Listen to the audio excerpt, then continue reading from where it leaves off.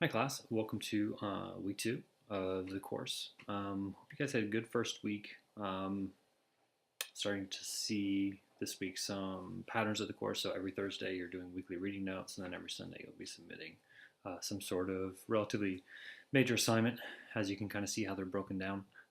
So this video is going to talk to you about the proposal, which is due this upcoming week. I'm going to give you some sense about kind of what the 4 cases are, just very briefly, because they're more described in more detail in Blackboard, and just kind of the overall genre of the proposal. And then I'm going to go into some detail about each subcomponent of the proposal, just for clarity's sake, even though our textbook does a good job at hitting all those main ones. And I'm essentially asking you to follow the template that is articulated in the textbook. So a proposal can be a challenging genre because what you're doing is you are articulating research that you plan on doing, right? So that seems pretty simple, but if you think about it, so you're not actually doing the research, or you're not doing the full research just yet. What you're doing is you are showing an understanding of the research that needs to be done, and you are instilling in the audience a sense of confidence that the research will get done. So for example, when a professor or a researcher or a scientist seeks funding, what they're doing is they are proposing research to be done, right? So they get the funding to do the research kind of thing. That's usually what a proposal is. Usually there's some competition involved. That's why proposals are very rhetorical genres, right? They're kind of in the highly technical format you see in the textbook. They are really highly, I guess, highly nuanced arguments about why your research should get funded or chosen over someone else's. That's essentially what a proposal is. Now, proposals take all sorts of forms, right? But that's generally the main rhetorical purpose of a proposal, is to convince your audience. For academics and researchers and scientists, it's typically an interdisciplinary board of people who are selecting. In your case, I am your audience, right? So it's a bit simpler in the sense that you're kind of writing the proposal to give me confidence that you are capable of doing research. Now, each case is a bit different, and there's in kind of maybe in some cases there's a secondary audience in addition to myself, etc. It depends on what case you're doing. So as you're reading through and reading about the genre of the proposal, that's the important thing to keep in mind, is the fact that you're not doing the research just yet, right? There's a weird, maybe not weird's the right word, but you're at a unique stage in the research where you know enough about it, or you have to show me that you know enough about it to know that research needs to be done and what that research looks like, but you haven't done that research yet. So that's a very awkward phase. So so you read through the case, find a couple sources on the topic, and identify survey questions, right? And I'll go into detail about that. And show me that you understand the type of research that needs to be done, and kind of what the big research question is, and I provide the research questions in these cases. And do some research on your own to show me that you understand the topic. So that's what's tricky about the proposal. It's not, here's your topic and then you submit the report. What I'm doing is I'm kind of breaking down that transaction about here's your task, and then you submit the final report. In technical writing, professional writing, workplace writing, business writing, whatever it is, it's very important that you break it down granularly and kind of see what are the steps in place before these big reports you read get written. And proposals are the first step. So that's the rhetorical nature of the proposal. So they are persuasive in that way, and that's one of the points that I'm trying to drive home in our short 6 weeks together. And if we had a full 15 weeks in course, if you take one of my face-to-face courses, that's one of the overarching narratives that I try to make known to the students is, while you're using these templates and while you're producing documents that seem highly technical and objective, they're actually very rhetorical documents. By rhetorical, I mean they have elements of argumentation, they have elements of persuasiveness, they have elements of choice and audience awareness that make it, or that constitute these as rhetorical documents. and that's why they're challenging. So you could choose one of 4 cases. The titles of them are on the syllabus. In Blackboard, there's a separate tab for cases, case 1, 2, 3, and 4. And what these are is they kind of give you the research that needs to be done, right? So because it's such a short class, in a longer semester, I might say, okay, identify your own research question, what interests you about technical writing, what interests you about writing in general, workplace, what the difference between academic, workplace writing, whatever, right? Students have to kind of identify their own research question. Here, because of the short, truncated nature of the course, I'm kind of giving you the case about here is research that needs to be done, right? But you still have to write the proposal on it. So each case is about 1.5 pages to 2 pages worth of background information, which will help very, very much in the intro section of the proposal. To kind of give you what's called an exigency, or an opportunity, or a necessary call to action for something to happen, right? So there's research that needs to be done.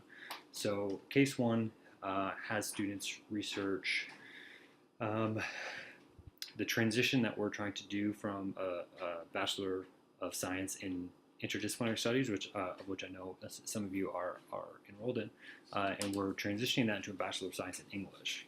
And there's a lot of questions that emerge with this transition, and we surveyed the students, like recent graduates of the program and seniors in there, and we asked them to kind of their ideas of what they think employers would want, what's more marketable, what makes more sense to them, how advising was, and we did kind of all this research, but we still need more research on that to kind of justify that transition for the powers above us. So the second one is inquiring into student perceptions and attitudes towards technical writing.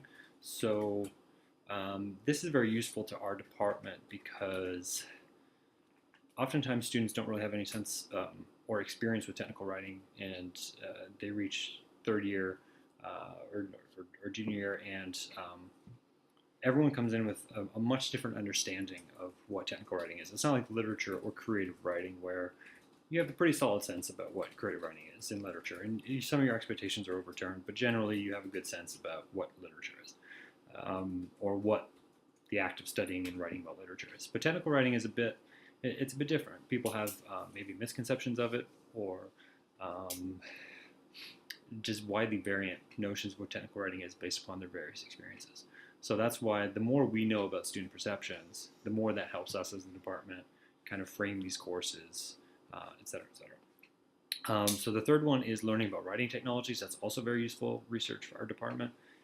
Learning what writing technology students are currently using, because there's that kind of gap between what the faculty think the technologies the faculty think students are using, right? So you might see a professor, maybe not of your generation, who might assume that you have a blog, that you're proficient in Twitter, that you're on all these social media, because that's kind of the notion that's given, is that if you're young, you're proficient in writing technologies in all of them. And that's not necessarily the case, because we're all different, and it's kind of problematic to kind of overgeneralize with different generations and what our experiences are. So the more information we know about that, the better it is for us to kind of reconfigure our curriculum with more realistic expectations about, or more advanced expectations given certain technologies. And the last one would be interesting if you're kind of more inclined towards the educational part, or if you're into game or you're a gamer. There's a lot of scholarship over the last 5-10 years and even beyond that talking about the pedagogical or the educational potential for video games as a learning tool, right? So video games kind of have always suffered this, they're distracting, there's all these harmful effects and blah, blah, blah, violence on that part. But what a lot of people are learning is that, well, video games, there's a wide variety of different types of video games, and they're not all the same, and they're not all blood and guts and gore, and there actually can be useful learning tools. So if you're interested in that, you can certainly choose that case. So right now you might be thinking, who are we surveying? We're surveying ourselves. So there's 20 students in the class, meaning you will create a 7-question survey that's in one of your proposed tasks. Every student has to do that. And you're going to get 19 responses.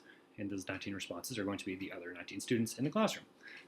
So it's actually kind of cool, because getting 19 responses on a survey is actually a lot more than than people think. It's difficult to get responses on surveys, and you guys are going to get points for completing the surveys, and we're going to talk about that next week.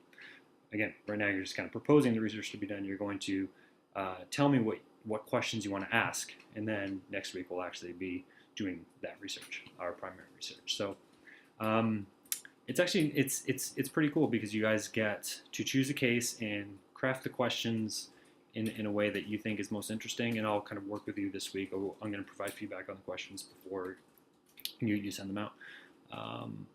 And then you'll get 19 responses, and then you'll be able to analyze that data and turn it into some sort of recommendation report. So it's actually a really, really fun and interesting process. So those are the 4 cases. So choose one that interests you. Choose one that you think will keep your attention over the next 5 weeks of the course, because that is the topic that you will be writing about over the next 5 weeks.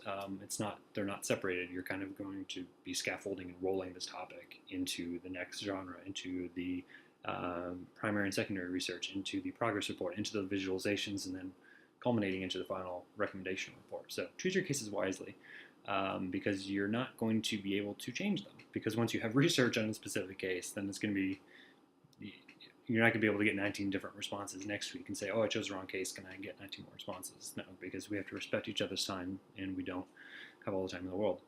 So choose wisely, choose what you think is most interesting, and stick to it. So I'm just going to go over briefly, for the sake of time, each component of a proposal. So as you can see, there are 8 there, and the textbook breaks it down. In terms of formatting, these are video lectures, so it's not my goal here to kind of show you the template that you should be using, because the textbook does give you the template. That's, I think, one of the values of the textbook, is it gives you good and bad examples of technical documents. So in the proposal one, there's an example of a proposal in there. A really good example of a proposal. And the length is a bit different, so make sure you follow the criteria I outline on the syllabus. But generally, that kind of formatting follows all the best practices in technical writing about what a header looks like, what a heading looks like, what a subheading looks like, right? What the spacing between sections looks like, what a header looks like, what the references look like, all that stuff. So that's where the textbook comes in handy. And as an online course, obviously, it's not surprising that you're expected to do a lot of self-teaching, because that's the nature of a distance course. So, very briefly, all 8 of these sections. So the header is talking about all the information that you put, right? And again, the textbook goes over that. So it's not necessarily a written section. It's a formatting section. It's the header. It's kind of, here's the proposal. The purpose is a very brief part where, in a few sentences, you state what the purpose of the proposal is. So again, unlike other forms of writing, like creative writing or literature, where you kind of save the argument for the end and you're kind of culminating, in technical writing, there's no there's no nonsense. You state right up front, here is the purpose of this document. Because in workplace environments, in science environments, in research environments, time is of the essence, and you have to respect your audience's time, because they're not sitting down with a cup of coffee, cozying up on a couch reading your proposal. They usually have to get through a couple hundred of them. So state right clear what your purpose is, right?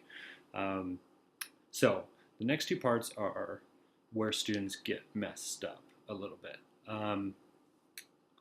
So the summary and the intro are different. So the purpose is a very short notion of, here's the purpose of the document I'm putting forth. The summary is a summary of the proposal itself, right? Not a summary of the case. It's not a summary of Bachelor of Science in English. It's the summary of the proposal. So you are stating, here's what is included in the proposal, right? And again, the example breaks that down. The introduction is where you introduce people to your topic, right? So do you see that subtle difference there? The summary is the summary of the proposal itself. So I am going to include background information on this. I'm going to share with you what my interview questions are, or what my interview questions are, what my schedule is, and my experience. So you're kind of providing a summary. The intro is providing context for that topic. So that's where your secondary research is going to go. So if you find journal articles or websites that show me that you've done more research than what I've given you in the case, then that's where you want to put it. So it seems like there's a lot of redundancy between the purpose, the summary, and the intro. But read through the example that Markel puts in his textbook, and you'll start to see what the difference is, even though it seems they're the same. Proposed tasks is exactly that. You break down, I think in the example there's 7 of them or whatnot, what the proposed tasks are. So what is your research going to look like? Now you don't have to imagine this or create this. You just have to look at the syllabus and say, what are my tasks? What am I going to be doing? Well, I'm going to be creating a survey. I'm going to be asking 19 people to complete that survey. I'm going to be conducting research on video games in learning, or I'm going to be conducting research or secondary research on writing technologies for students, etc., like that.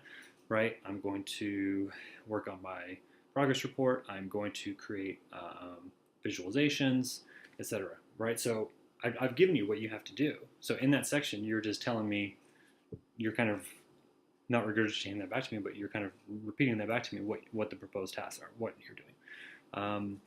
And then some sort of schedule. So you guys did that. You did the Gantt chart in the opening memo, and the vast majority of you did a really bang up job on it. I was very impressed. So you give a schedule, and then experience, state any relevant experience you have, and references. So you're probably thinking, why do I have to state what my relevant experience is? That's kind of odd. Circling back to what the purpose of a proposal is. The purpose of a proposal is to convince me and to convince your audience that you are capable of doing that research. One of the aspects or one of the figures of argumentation that you put is saying that I myself have credibility and that I have done this. So in an academic sphere, if I'm writing a grant, I want to get a grant to do a research study, I will say I've been teaching for X number of years, I've had this many publications in this area, blah, blah, blah, blah, blah. You're kind of self-promoting in a way to instill confidence in the person, right? So the last thing you want to do is, I am brand new, I just learned what technical writing is, right? That doesn't really instill in your audience a sense of confidence. So you kind of see these little rhetorical aspects of technical writing document kind of makes these two worlds that we think are so opposite, right? The world of science and technical writing and professional writing on one hand, and the notion of argumentation and creativity on the other hand, and we're kind of molding them together. And that's what effective technical writing documents are, essentially. In references, obviously I want to see some research that you've done. So you're not doing, you're not doing the surveys just yet, but you have to tell me in the proposed tasks what your 7 questions are. The syllabus goes over that. And then references will kind of be, if you're doing the video games and learning one, for example, show me that you've done research on what are some key sources on that topic, right? What's the debate going on there? Kind of set the tone, or kind of that's the wrong metaphor, was it? Set the table, set the tone. That's a different thing. Set the table for me, showing me that you understand what this is. Because again, that's an argument that you are capable of doing that, because that's really what you're doing. All right, lengthy video. I apologize. 18 minutes on the dot. If you have any questions, let me know. You'll be getting your grades for your memo back soon. You should be getting your grades, or have already got your grades back for the weekly reading notes, which again, the vast majority of you did very well. So you guys are definitely on the right track. You guys are doing well. I'm excited about this research that you're going to do, and what cases you choose. I'm sure there'll be good representation over all 4. And if you have any questions, don't hesitate to email, and we will see you next week.